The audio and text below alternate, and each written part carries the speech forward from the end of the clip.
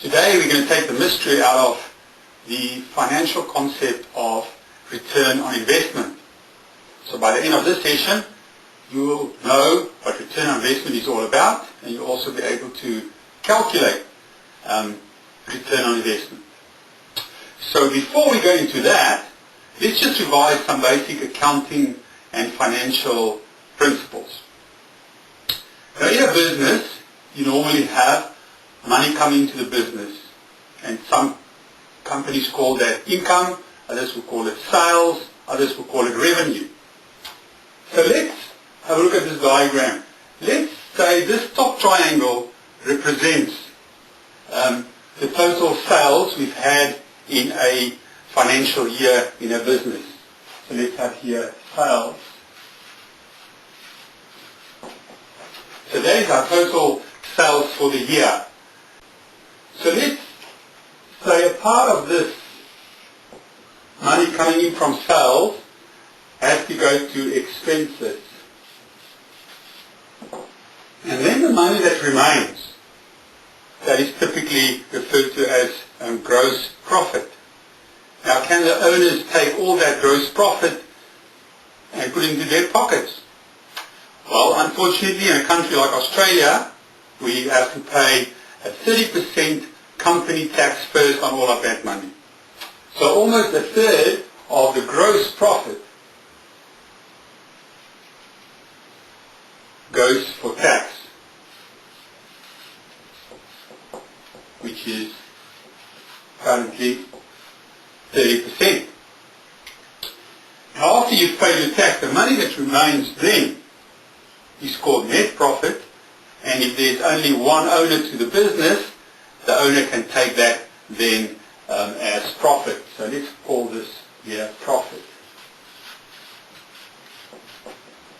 So that little piece there is the net profit that the owner can take out of the business. Let's say, for example, that in this case we've had sales of our business totaling $300,000.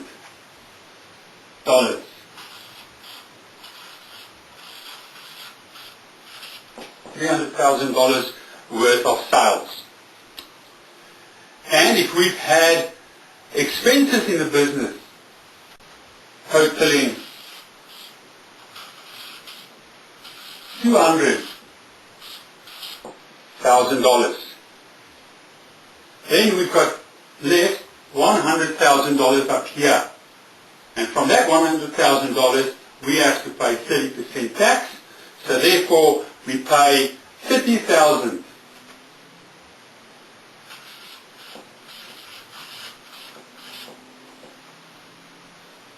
in tax, and then what we have left as net profit is $70,000.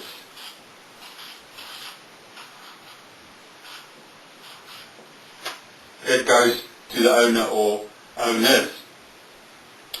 So from a huge total of $300,000, at the end of the day, the owners can only put $70,000 into the pocket. Profit of $70,000, you would be quite happy.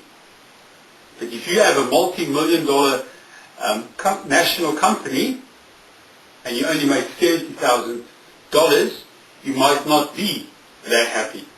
So typically, if we want to see how well a business is doing and if we should be happy with the amount of profit we make, we really have to compare that, which is the output. So let's call this output. We have to compare that with the input into the business. What have we put into the business? So in here we have our input. And our input into the business is normally the assets that the business owns. So if you can call this triangle, if you can say that represents assets,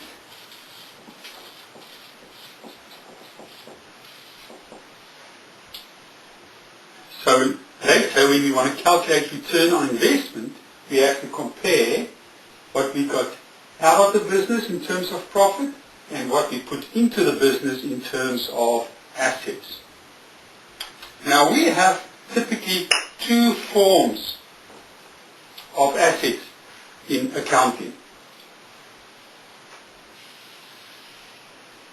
Now we talk about current assets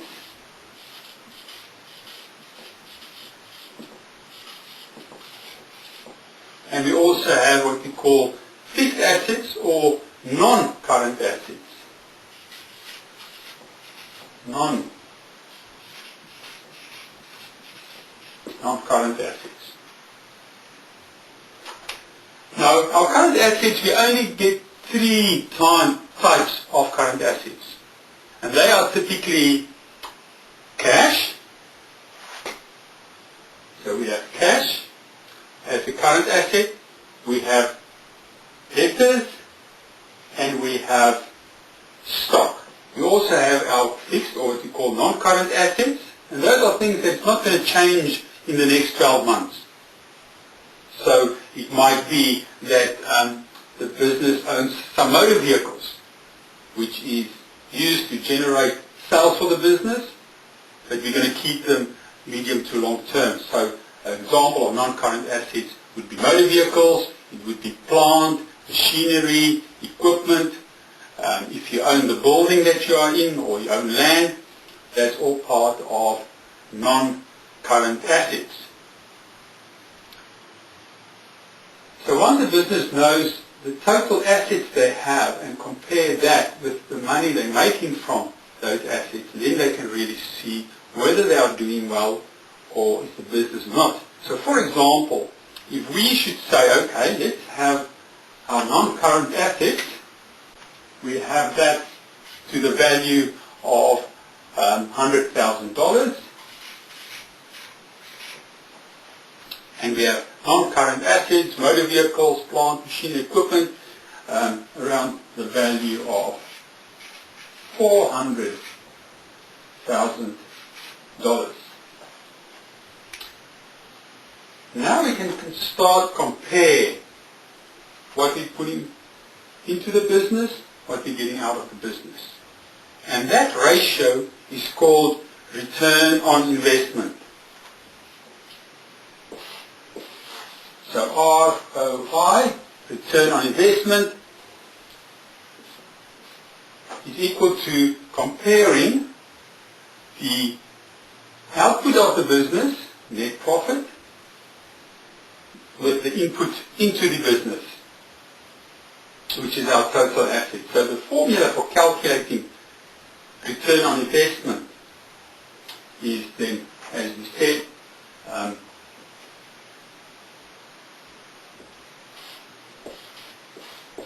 our net profit over total assets. So let's do the calculation. Our net profit, we've already seen that is 70,000. Our total assets is non-current, 400,000 plus 100,000 current assets, that gives us 500,000. So the calculation for return on investment is then 70,000 over 500,000. And if you do the math, 70,000 divided by 500,000, we find that we have a return on investment equal to 0.14, which is equal to 14%.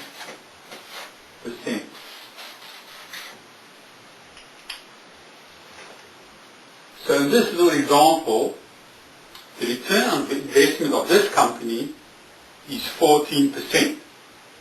If the owner of this business decides he's not happy with 14%, he can sell all these assets and put the money into the bank and get 8, 9 or 10% interest on that.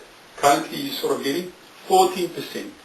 So hopefully now you will have a good idea of current and non-current assets and how we calculate net profit. And based on that, you would be able to calculate return on investment